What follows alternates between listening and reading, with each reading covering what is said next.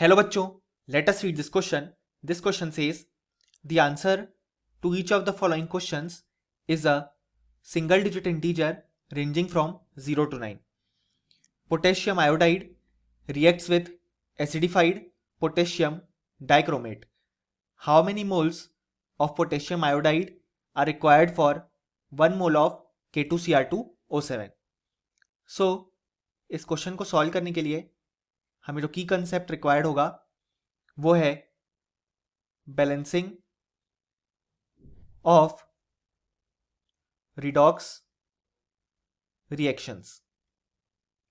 सो अगर हम देखें तो हमारे पास K2Cr2O7 प्रेजेंट है, जो कि हम जानते हैं एक ऑक्सीडाइजिंग एजेंट होता है। सो जब K2Cr2O7 रिएक्ट करता है तो सबसे पहले वो डिसोसिएट हो जाएगा 2K plus ion plus Cr2O7 2 minus ions में। सो जब भी K2Cr2O7 as an oxidizing agent react करेगा तो उसमें पोटेशियम आयन का कोई रोल नहीं होगा, क्योंकि पोटेशियम आयन हमेशा +1 स्टेट में ही रहेगा। जो चेंज आएगा वो इस पार्ट में आएगा, यानी कि जब K2Cr2O7 as an oxidizing agent react करता है तो उसमें से जो Cr2O7 2 माइनस वाला पार्ट है वो कन्वर्ट हो जाएगा Cr+3 में। अब हम देख सकते हैं यहां पे जो क्रोमियम का ऑक्सीडेशन नंबर है वो है +6, जिससे कि हम फाइंड आउट कर सकते हैं इस तरीके से। लेटस से क्रोमियम का जो ऑक्सीडेशन नंबर है वो है x, यानी कि 2x - 2 × 7 = -2, यानी कि हम लिख सकते हैं 2x = 12, यानी कि x = 6। सो हम देख सकते हैं क्रोमियम का जो ऑक्सीडेशन नंबर है वो रिड्यूस हुआ, यानी कि वो खुद रिड्यूस हुआ है, यानी कि वो एक ऑक्सीडाइजिंग एजेंट की तरह रिएक्ट करता है। सो सबसे पहले हम इस रिएक्शन को बैलेंस करेंगे। सो हम देख सकते हैं सबसे पहले हम यहाँ पे 2 लिखेंगे ताकि हमारे क्रोमियम एटम बैलेंस हो जाए। इसके बाद यहाँ पे 7 ऑक्सीजन है, तो उसको बैलेंस करने के लिए हम यहाँ पे लिखेंगे 7H2O। अब हाइड्रोजन को बैलेंस करने के लिए हम लिखेंगे यहाँ पे 14H+। सो ये हमारे सारे एटम बैलेंस हो गए। इसके बाद हम चार्ज बैलेंस करेंगे, तो हम देख सकते हैं यहाँ पे जो नेट चार्ज है वो है 2 × +3, यानी कि +6, और यहाँ पे जो नेट चार्ज है वो है 14 - 2, यानी कि 12। सो हमें यहाँ पे 6 इलेक्ट्रॉन ऐड करने पड़ेंगे। तो ये हो गया हमारा इक्वेशन 1। अब अगर हम देखें तो हमारे पास जो दूसरी स्पीशीज गिवन है वो है पोटेशियम आयोडाइड। सो ये डिसोसिएट होगी K+ और I- में। फिर से यहाँ पे जो रिएक्टिंग स्पीशीज होगी वो ये वाली होगी, क्योंकि हम जानते हैं पोटेशियम के ऑक्सीडेशन नंबर में कोई भी चेंज नहीं आएगा।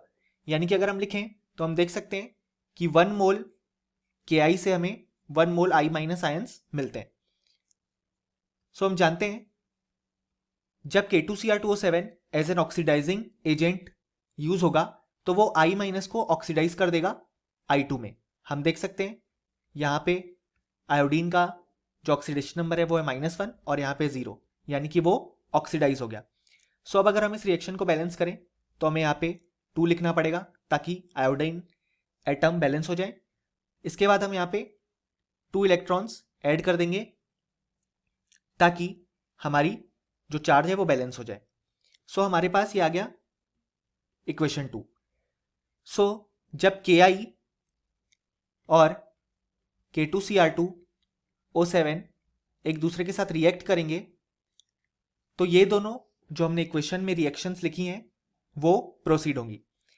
अब हम इन दोनों रिएक्शंस को ऐड करेंगे। सो हम जानते हैं कभी भी ड्यूरिंग एनी रिएक्शन जो भी नेट लॉस या गेन होता है इलेक्ट्रॉन का वो 0 होता है, यानी कि हमें नंबर ऑफ इलेक्ट्रॉन्स को पहले सेम करना पड़ेगा, यानी कि हमें इस इक्वेशन को 3 से मल्टीप्लाई करना पड़ेगा।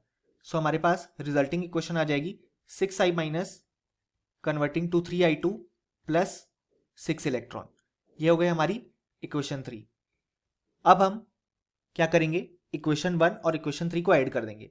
सो ऐड करने के बाद हमें जो रिजल्ट मिलेगा वो ये होगा कि Cr2O7 2- plus 14 H plus 6I minus converting to 2Cr plus 3 plus 7H2O plus 3I2।